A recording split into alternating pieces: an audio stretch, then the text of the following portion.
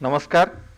आज आमर ये कोविड आलोचना चक्र को ओडिशार समस्त भाई भौणी मानक मु पुणी थे स्वागत जनाऊँगी। आमे समस्ते जानिचे जे कोविड एपरि एक रोग जे केवल गोटे अंग को नुहे शरीर विभिन्न अंग प्रत्यंग को आक्रांत करे। एथिरे विभिन्न अंग प्रत्यंग एक समय आक्रांत होउथिबारु रोगी गुरुतर अवस्था को जाए एवं मृत्युमुखर पड़िबार मध्य भय रही। तेबे यही अंग आक्रांत हेबा व्यतीत जहाँ आमर आउ गोटे गुरुत्वपूर्ण अंश रहुची मनीष जीवन जहाँ मन से मन को मध्य ये आक्रांत करुच्ची रोग बहुल भाव में ये कथा आपण मैंने अल्प बहुत अनुभवी। तेणु मन उपरे कोविड की प्रकार नकारात्मक प्रभाव पड़ी एवं ताहा मानसिक रोगी मानक पई केमिति समस्या बहुल होइकि सब्यस्त होइछि से बाबद रे आज आलोचना करिया पई आमे आमर ओडिशार श्रीरामचंद्र भंज मेडिकल कॉलेज जो मेंटल हेल्थ इंस्टीट्यूट अच्छी तार निर्देशक महत्व बा डायरेक्टर डॉक्टर शारदा प्रसन्न स्वाई को आमंत्रित करूँ जी आपण मान सहित आज आलोचना माध्यम आपणकर संदेह मोचन करेंगे। सार नमस्कार। नमस्कार। लोक मान तरफ मु प्रथम प्रश्न नहीं सार आपण पाक आसी।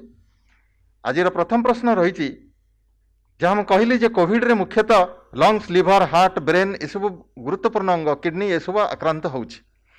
तेबे लोकर मन उपरे कोविड की प्रकार नकारात्मक प्रभाव पकईछि बा कोविड द्वारा लोकर मानसिक स्थिति किपरि बिगड़ी से संबंध में टिके बुझेबे। कोविड समय आम जदि प्रकृत पक्षे देखा जेहेतु कोविड गोटे अजଣା रोग आर कौन गोटे निर्दिष्ट तथ्यात्मक चिकित्सा नहीं तेणु जो कोविड रे जड़े व्यक्ति आफेक्टेड होउछि तार प्रथमे मानसिक संतुलन रे भारसाम्य रहुनी अर्थात तार मानसिक असंतुलन देखा देउछि। से प्रथमे गोटे अहेतुक भय आक्रांत होउछि। से भाबुछि मु काले कोविड रे आक्रांत होई जीवी, कोविड रे आक्रांत होबा द्वारा मोर काले मृत्यु मुखरे मु पड़िबी किंबा मु कोनोसी समय रे मोर शरीर कोनोसी अंग खराब हो जाई पारे। ए अहेतुक भय भाव ता मन रे जेपरि भावे सृष्टि होउछि जहा तार बॉडीर इम्यूनिटी बा रोग प्रतिरोध शक्ति कमाउछि। तेणु शारीरिक रोग रे आक्रांत होवा अपेक्षा रोगीटी प्रथमे आग मानसिक रोग भली गोटे सिम्पटम रे आक्रांत होउछि तापरे ताहा रोगीर लंग्स लिवर किंबा हार्ट अलगा कोनोसी ऑर्गन को अफेक्ट करूछि। अच्छा आमर ये जो विभिन्न मानसिक रोग सब रही आज नुआ कर आसनी आम समाज रे बहुत आगुरी रही ये कोविड समय से भली मानसिक रोगी मानकर अवस्था तांकर रोगर स्तर ता बढ़ी कि कमी कौन लक्षण आप देखुं सब? कोविड समय रे निश्चय भावे जो माने पूर्वर मानसिक रोगी थिले सेमानंकर मानसिक रोग बढ़ी चली। जो मानंकर मानसिक रोग नथिला सेमाने मन रे जो अजଣା रोग विषय जो गोटे अहेतुक भय सृष्टि है जो मानकर एक्सपेशली जो मानकर थाए जेनेटिक लोडिंग थाए बा जेनेटिकली जो माने प्रोन से मध्य रोगटा आस्ते आस्ते आरंभ हो गला। बहुत लोक साधारण भाव छानिया रोग बा मानसिक विषाद रोग बा निद्राहीनता यही सब रोग रे आक्रांत हेले। तेणु मानसिक रोगी रोग बढ़िला, जो मानकर रोग नथिला सेमानंकर भी रोग बढ़िला अर्थात से माने रोग सहित यही रोग सहित आउ आम सोसाइटी रे आस्ते आस्ते आत्महत्या प्रवणता भाव बा सुइसाइडालिटी आउ जो ड्रग एडिक्शन प्रॉब्लम एटा भी बहुल भाव में देखा जाइछि हमर कोविड परे। अच्छा कोविड रे विभिन्न बयसर लोक कोविड आक्रांत होउचंती, उभय पुरुष और स्त्री से आक्रांत होउचंती। आर्थिक स्थिति देखा गले धनी लोक भी एथिरे आक्रांत होउचंती, गरीब लोक भी आक्रांत होउचंती। ये सब विभिन्न वर्गर लोकों क्षेत्र में कोविड आक्रांत हेबा बेले मानसिक स्थिति रे किछि तारतम्य आपण अनुभव करुचंती कि? हाँ, मानसिक स्थिति रे तारतम्य रही निश्चय भावे आम जो देखीचु कोविड परे जदि कौनसी व्यक्ति बेसी अफेक्टेड होता है से माने हेले आमर जो मानकर क्रोनिक मेडिकल कंडीशन थिला अर्थात जो माने पूर्वरु डायबिटीज ब्लड प्रेशर बा HIV बा कौनसी क्रोनिक मेडिकल कंडीशन रे अफेक्टेड थिले सेमानंकर रोगटा बहुत बढ़ीगला अर्थात ସେମାନଙ୍କର ମାନସିକ ରୋଗ ବହୁଳ ଭାବରେ ସେମାନେ ଆକ୍ରାନ୍ତ ହେଲେ। ତା ସହିତ ପିଲାମାନେ ବା କିଶୋର କିଶୋରୀମାନେ ଯେତେବେଳେ ସେମାନେ ବାହାରକୁ ନ ବାହାରି ପାରିଲେ ବା ସେମାନଙ୍କର ନର୍ମାଲ ରିଦିମ୍ ଆଫେକ୍ଟେଡ଼ ହେଲା, ସେମାନଙ୍କ ଠାରେ ମଧ୍ୟ ଏଇ ଯେଉଁ ମାନସିକ ସମସ୍ୟା ଯେମିତିକି ଚିଡ଼ଚିଡ଼ିଆ ଭାବ, ଆଉ ଘରେ ପାଠ ନ ପଢ଼ିବା ବା କୌଣସି କାର୍ଯ୍ୟରେ ସ୍ପୃହା ନ ଆସିବା, ରାତିରେ ନିଦ ନ ହେବା, ଏଇସବୁ ଜିନିଷ ଦେଖାଦେଲା।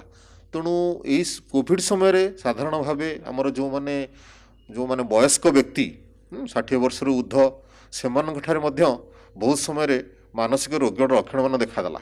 ତେଣୁ ଆମର ବୟସ ହେଉ ବା ଆମର ଲିଙ୍ଗ ହେଉ ସେଥିରେ ପାର୍ଥକ୍ୟ ନାହିଁ, କିନ୍ତୁ ଯେଉଁମାନଙ୍କର କ୍ରୋନିକ୍ ମେଡ଼ିକାଲ କଣ୍ଡିସନ୍ ଥିଲା, ପିଲାମାନେ ଆଉ ଯେଉଁମାନେ ପ୍ରେଗନାଣ୍ଟ ଲେଡ଼ି ବା ଲାକ୍ଟେଟିଂ ଲେଡ଼ି, ଏମାନେ ବହୁଳ ଭାବରେ ଆଫେକ୍ଟେଡ଼ ହୋଇଥିଲେ ଆଉ ଏମାନେ ସବୁଠୁ ବଡ଼ ରିସ୍କରେ ଥିଲେ। ଆଉ ତା ସହିତ ଯେଉଁମାନଙ୍କର ସାମାନ୍ୟ କୌଣସି କାରଣରୁ ଆର୍ଥିକ ଅନାଟନ ଭାବ ଥିଲା, ତାହା ମଧ୍ୟ ମାନସିକ ରୋଗକୁ କିଛି ଭାବରେ ପ୍ରଭାବିତ କରିଥିଲା। ଏ ଟିକେ ଆଗରୁ ଆପଣ କହୁଥିଲେ ଯେ କୋଭିଡ ସହିତ ଗୋଟେ ଅହେତୁକ ଭୟ ଜଡ଼ିତ ରହିଛି। ତେବେ ଏଇ ଯେଉଁ ଅହେତୁକ ଭୟ ରହୁଛି ଲୋକମାନଙ୍କ ମନରେ, ତାହା ନୂଆ କରି କିଛି ରୋଗ ମାନସିକ ରୋଗ ସୃଷ୍ଟି କରିଥିବା ଆପଣଙ୍କ ନଜରକୁ ଆସିଛି କି?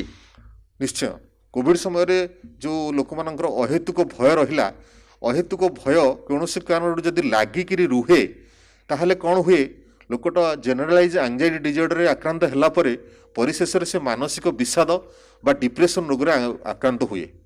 ଆଉ ଏଇ ମାନସିକ ବିଷାଦ ବା ଡିପ୍ରେସନ୍ ରୋଗ ଆଉ ଆଙ୍ଜାଇଟି ମିଶିକିରି ରହିଲେ, ଯଦି ଲୋକମାନଙ୍କର କୌଣସି ମେଡ଼ିକାଲ କଣ୍ଡିସନ୍ ଅଛି, ଯେମିତିକି ବ୍ଲଡ଼ ପ୍ରେସର ବା ଡାଇବେଟିସ୍ ଅଛି, ସେ ରୋଗ ବି କମ୍ପ୍ଲିକେଟେଡ଼ ହେଇଯାଏ।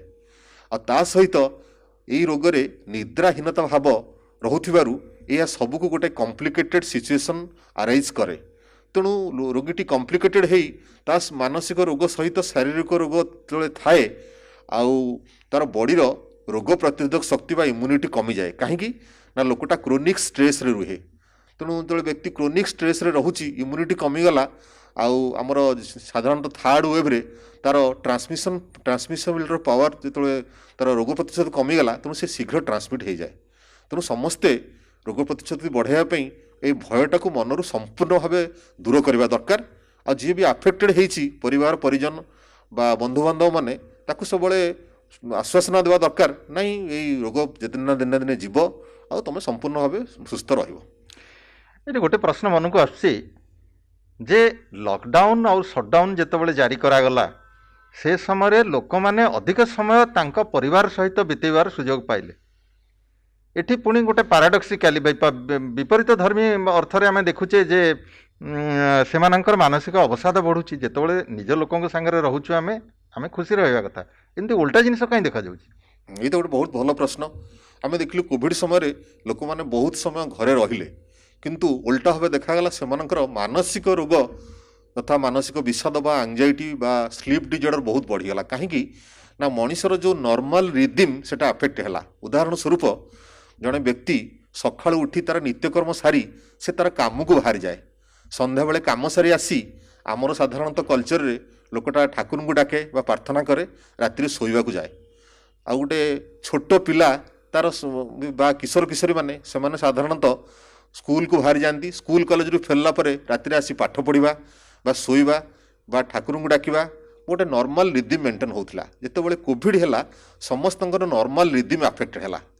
ଯେହେତୁ ନର୍ମାଲ ରିଦିମ୍ ମଣିଷର ଆଫେକ୍ଟେଡ଼ ହେଲା, ମାନସିକ ରୋଗ କେତେବେଳେ ଆଫେକ୍ଟେଡ଼ ହୁଏ ଲୋକ, ଯେତେବେଳେ ମଣିଷର, କାରଣ ମାନସିକ ରୋଗଟା କୌଣସି ଭାଇରସ୍ ବା ବ୍ୟାକ୍ଟେରିଆ ଯୋଗୁଁ ହୁଏନି। ମାନସିକ ରୋଗ ମୋଷ୍ଟଲି ଆମର ସାଇକୋସୋସିଆଲ ଫ୍ୟାକ୍ଟର ଉପରେ ଡିପେଣ୍ଡାଣ୍ଟ। ତେଣୁ ଯେହେତୁ ସାଇକୋସୋସିଆଲ ରିଦିମ୍ ଆଫେକ୍ଟେଡ଼ ହେଲା, ସେଇଥିପାଇଁ ମାନସିକ ଭାରସାମ୍ୟ ବଢ଼ିଲା ଆଉ ଲୋକ ମାନସିକ ରୋଗରେ ଆକ୍ରାନ୍ତ ହେବାର ରିସ୍କ ଫ୍ୟାକ୍ଟର ଅଧିକା ରହିଲା। ଆଚ୍ଛା, ଆମେ ଗୋଟେ ଜିନିଷ ଦେଖୁଛୁ ଯେ କିଛି ଲୋକଙ୍କ କ୍ଷେତ୍ରରେ ଗୋଟେ ଅଦ୍ଭୁତ ଜିନିଷ ନଜରକୁ ଆସୁଛି। ଯେମିତି ଗୋଟେ କାମକୁ ବାରମ୍ବାର କରିବା, ଗୋଟେ କଥାକୁ ବାରମ୍ବାର କହିବା, ଗୋଟେ ଜିନିଷ ଉପରେ ଅଯଥା ଅହେତୁକ ଭାବରେ ଅନେକ ସମୟ ଚିନ୍ତା କରିବା, ଯାହାକୁ ଆମେ ଡାକ୍ତରୀ ଭାଷାରେ ଅବସେସିଭ୍ କମ୍ପଲସିଭ୍ ନ୍ୟୁରୋସିସ୍ ବୋଲି କହିଥାଉ। ଏସବୁ ଜିନିଷ ୟାର କିଛି ସମ୍ପର୍କ ଅଛି କୋଭିଡ଼ ସହିତ? ଇଏ କାହିଁକି ଏମିତି ଦେଖାଯାଉଛି? ନିଶ୍ଚୟ, ଯେ ଏଇ କୋଭିଡ଼ ସମୟରେ ଦେଖାଗଲା, ସାଧାରଣ ଭାବେ କ'ଣ ହୁଏ, ଆମର ସମାଜରେ ଯେଉଁ ଅବସେସିଭ୍ କମ୍ପଲସିଭ୍ ଡିଜର୍ଡର ଅଛି, ତାକୁ ବହୁତ ଲୋକଙ୍କ ଧରେ ଥାଏ। ଅର୍ଥାତ୍ ତାକୁ ଆମେ ଓଡ଼ିଆରେ ସୂଚିବାହୀ ରୋଗ କହିଥାଉ। लोक मैंने बहुत समय धोई हुअन्ति बहुत समय चेक करती किंतु बहुत लोक समाज भावन्तिनी यहाँ गोटे मानसिक रोग बोली तेणु देखागला जो मानकर ट्रेड थिला अर्थात जो मानकर सेटा गोटे हाइबरनेटिंग स्टेज रे थिला सेटा बेसी मैनिफेस्ट हो गला ये कोविड समय रे तो जो मानकर किंतु जो मानकर ऑब्सेसिव कंपल्सिव डिजॉर्डर थिला जो माने रोग चिकित्सा रे बा औषधीय चिकित्सा होउथिले से माने किछि एते अफेक्टेड होई नांती तेणु जो मानकर ट्रेड थिला जेनेटिक ट्रेड से मानकर रोगटा बहुत बढ़ी जाइछि। अच्छा ये आउ गोटे कथा आसुछि नजर को जे निशा सेवनर हार वर्तमान टिके बढ़िथिला भली लागुछि आपनकर ए विषय मत कौन आउ कोविड सहित यार कौन संपर्क थाई पारे? निश्चय मु कहबी कोविड समय जेहेतु लोक मानकर नॉर्मल रिदिम अफेक्ट है आ बहुत समय लोक माने गाँ गहली रे बा सहर रे घरे रहिले तेणु बहुल भाव में आमर निशा सेवन जथा टोबाको कानाबिस बा गंजेई आउ अल्कोहल ये सबूर व्यवहार बहुल भाव में बढ़ी जाइए कहीं ना ये निशा जनित मानसिक रोगी वर्तमान आमर हॉस्पिटल आउटडोर रे आम बहुत देखा पाऊँ जेहेतु लोक मैंने घरे रोचंती क्या सहित इंटराक्ट करूना तेणु साधारणतः जो मैंने निशा सेवन करती बा निशा सेवन करिवार जो मानकर सब गोटे प्रयास थाए से बहुत यहाँ बढ़ीगला आउ निशा जनित मानसिक रोगी ये कोविड समय बहुत सृष्टि हेले से आपण कौन परामर्श देवे से केमिति से मुक्ति पाइबे? हाँ से मु परामर्श देवी जिते कोविड समय से घरे रोचंती तांकर काम को से रिशिड्यूल करंतु जे समय बहुत समय घरे रोचंती तांकर जो काम करुथिले तांको जो काम भल लगे घरे काम को रिशिड्यूल करंतु अर्थात घरे को समय पिला को पाठ पढ़ेबे को समय घरे घर नित्यकर्म करेंगे कौ समय घर मार्केटिंग करेंगे से माने काम गुड़ाक रिशिड्यूल करंतु ताहले खाली बसंतुनी खाली बसिले ये जो खाली मन सब निशाग्रस्त होगापी सब जन को प्रवर्ताइब जन जन निशा खाइबार टेंडेन्सी थाए आउ निजर खाइबा शोइबा ये काम गुड़ाक शेड्यूलिंग करंतु आ निशा ठूँ सब दूर रुहतु कारण निशा खाइले निजर रोग तो सृष्टि हेब ता सहित रोग प्रतिरोध शक्ति कमिब जहाद्वारा से कोविड आक्रांत होवार चांस आहरी बढ़ीज ताने निजर रुचि अनुसार से किसी गठनमूलक कार्य मन देवा दरकार एक कथा कहते। हाँ अच्छा ठीक अच्छे आउ गोटे कथा आउ गोटे सामाजिक समस्या दृष्टि को आसुची जे सुइसाइड होमिसाइड किछि मात्रा बढ़िला भली लगुच ये कोविड समय एमती किछि यार यथार्थ कारण किछि रही कि? हाँ आमर जेतिक सर्भे कराई आम आम राज्य नुह सारा भारत वर्ष रे यही समय सुइसाइडिलिटी बहुत बढ़ी आ सुइसाइडिलिटी बहुत बढ़ी कहीं ना तार डिफरेंट फैक्टर रही कारण प्रथम फैक्टर है आमर जो मैंने मानसिक रोगी थे जेहेतु रोगटा बढ़ीगला तेणु से आत्महत्या प्रवणता भाव बढ़ीगला ता सहित जेहेतु मनीषर नॉर्मल रिदिम अफेक्ट है मुझे कहली सेटा भी ताकू आडप कला आउ गाँ गहली बहुत लोक जेहेतु निज परिवार भितर रहिले तेणु समस्ते तांकर जो ये जो अजଣା भय जोगु रोगटा कॉम्प्लिकेटेड हो गला से गाँ गहली लोक मनरे आम अनुभव करूँ बा पेसेंट देखीचु से माने निजर आत्महत्या प्रवणता भाव को परिप्रकाश कले तो आत्महत्या भाव परिप्रकाश कलापर से अनुसार इंटरवेंशन करागला किंतु निश्चय भाव ये जो सुइसाइडिलिटी बढ़ी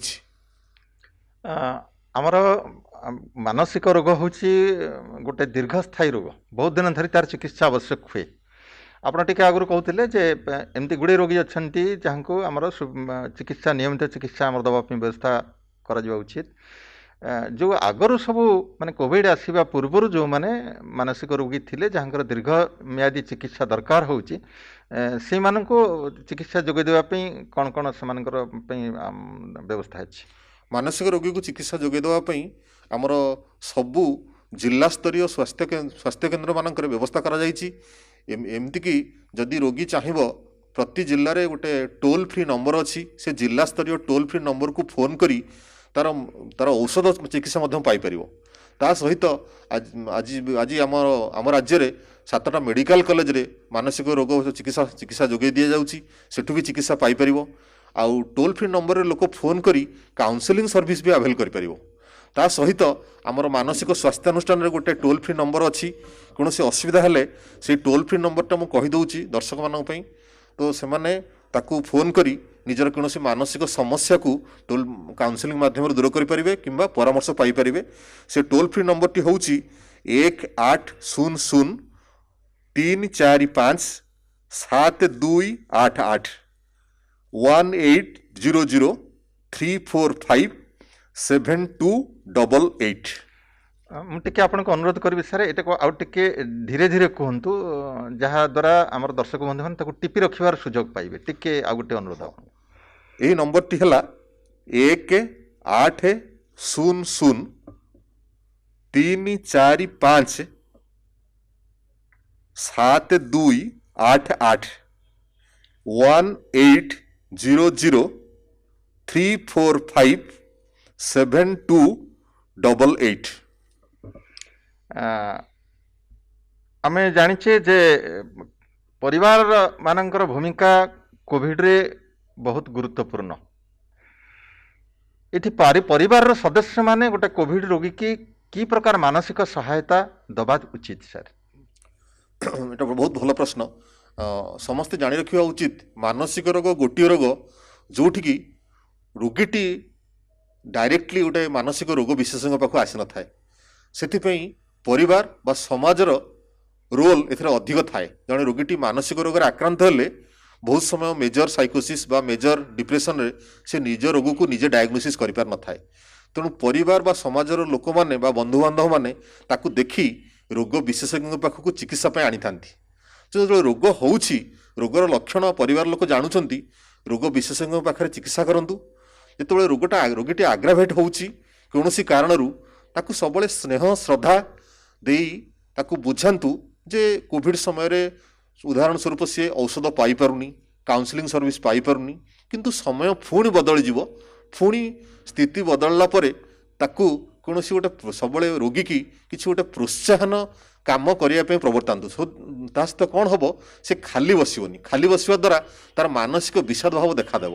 କିଛି ନହେଲେ ରୋଗୀକି ଯୋଗ କରିବା, ପ୍ରାଣାୟାମ କରିବା ସକାଳେ ଦିନକୁ 2 ଥର, ଆଉ ତା ସହିତ ବାହାରେ କିଛି ସମୟ ଚାଲିବା, ଆଉ କିମ୍ବା କୌଣସି ଏରୋବିକ୍ ଏକ୍ସରସାଇଜ କରିବା, ଏଗୁଡ଼ା କରିବା ଦ୍ୱାରା ରୋଗୀର ସବୁବେଳେ ତାର ମାଇଣ୍ଡର ଇନଭଲଭମେଣ୍ଟ ରୁହେ। ତାହେଲେ ରୋଗର ମାତ୍ରା କମିଯାଏ। ତେଣୁ ପରିବାର ଲୋକଙ୍କ ଭୂମିକା ଏଥିପାଇଁ ଗୁରୁତ୍ୱପୂର୍ଣ୍ଣ। ଆଚ୍ଛା, କିଛି ମାନସିକ ଅନଗ୍ରସର ରୋଗୀ ମଧ୍ୟ କୋଭିଡରେ ଆକ୍ରାନ୍ତ ହେବାର ସମ୍ଭାବନା ରହିଛି। ସେଇ କ୍ଷେତ୍ରରେ ସେମାନଙ୍କର ଚିକିତ୍ସା ମାନେ ଦୁଇଟା ଚିକିତ୍ସା ଦରକାର। ଗୋଟେ ହେଉଛି କୋଭିଡର ଚିକିତ୍ସା, ଆଉ ଗୋଟେ ହେଉଛି ମାନସିକ ଅନଗ୍ରସରତା ପାଇଁ ତାଙ୍କୁ ଯେଉଁ ଚିକିତ୍ସା ଦିଆଯାଉଥିଲା। ଏ ଦୁଇଟାର କେମିତି ସମନ୍ୱୟ ରକ୍ଷା ହେଇପାରିବ? ହଁ, ଗୋଟେ ମାନସିକ ଅନଗ୍ରସର ରୋଗୀ ବା ମେଣ୍ଟାଲ ରିଟାର୍ଡେସନ ରୋଗୀ ତା ରୋଗ ବିଷୟରେ କିଛି ଜାଣିନଥାଏ, କାହିଁକିନା ତାର ବୁଦ୍ଧି ବହୁତ କମ୍ ଥାଏ। ତେଣୁ ସେ କ୍ଷେତ୍ରରେ ଯେମିତି ବର୍ତ୍ତମାନ ମୁଁ କହିଲି, ଗୋଟେ ପରିବାରର ଭୂମିକା ଅତ୍ୟନ୍ତ ଗୁରୁତ୍ୱପୂର୍ଣ୍ଣ। ତେଣୁ ମାନସିକ ଯଦି ମେଣ୍ଟାଲ ରିଟାର୍ଡେଡ ରୋଗୀ ବା ମାନସିକ ଅନଗ୍ରସର ରୋଗୀ କୋଭିଡରେ ଆଫେକ୍ଟେଡ ହେଇଛି, ତାର ପରିବାରର ଲୋକ ତାକୁ ଆଣି ଯେମିତି ନର୍ମାଲ ଲୋକ ଅଲଗା ଲୋକଙ୍କର ଚିକିତ୍ସା କରାହେଉଛି ସେମିତି କରିପାରିବେ। ତାର ରୋଗଟା ମାନସିକ ରୋଗଟା ଇଟସେଲ୍ଫ ଯଦି ବଢ଼ିଯାଇଛି, ସେମାନେ ରୋଗ ବିଶେଷଜ୍ଞଙ୍କୁ ପରାମର୍ଶ କରି ରୋଗୀ ନ ଆଣି ଚିକିତ୍ସାର ସହାୟତା ଦେଇପାରିବେ। ଯଦି ରୋଗୀର ଆଗରୁ କୌଣସି ରେଜିଷ୍ଟ୍ରେସନ କରାହେଇଛି ବା ମାନସିକ ରୋଗୀ ବୋଲି ତାକୁ ଡାୟଗ୍ନୋସିସ୍ କରାହେଇଛି, ଏବଂ ଅଲଗା ରୋଗୀମାନଙ୍କୁ ଯେମିତି ସ୍ନେହ ଶ୍ରଦ୍ଧା ଦେଉଛନ୍ତି ଏମାନଙ୍କୁ ବେଶୀ ସ୍ନେହ ଶ୍ରଦ୍ଧା ଦେଇ ଚିକିତ୍ସା କରିବା ଦରକାର। କାହିଁକି ନା ଏମାନଙ୍କର ବୁଦ୍ଧି କମ୍ ଥିବାରୁ ଏମାନେ ଜାଣିପାରନ୍ତିନି କେମିତି ତାଙ୍କର ହାତ ଧୋଇବା ହେଉ, ତାଙ୍କର କୋଭିଡ ଆପ୍ରୋପ୍ରିଏଟ୍ ବିହେଭିୟର କେମିତି କରିବେ ସେମାନେ ଜାଣିପାରନ୍ତିନି। ତେଣୁ ସେଠି ପରିବାର ରୋଲ ବେଶୀ ରହୁଛି ସେମାନଙ୍କୁ ସେଇ କାମ କରାଇବା ପାଇଁ।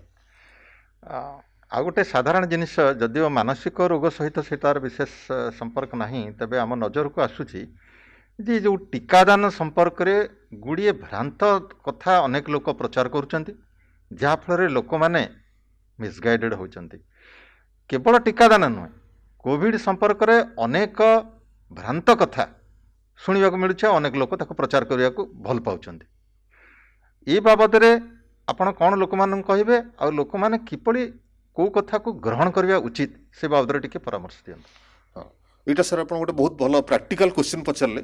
କାରଣ ମୁଁ ଅନୁଭବ କରିଛି ଆମର ବହିର୍ବିଭାଗରେ ବହୁତ ସମୟ ଅନେକ ଲୋକ ଆଜି ବି ଥାର୍ଡ ୱେଭ୍ ପରେ ଗୋଟିଏ କ୍ୱେଶ୍ଚିନ୍ ପଚାରୁଛନ୍ତି ଯେ ଆମେ ଟିକା ନେବୁ ନା ନାହିଁ।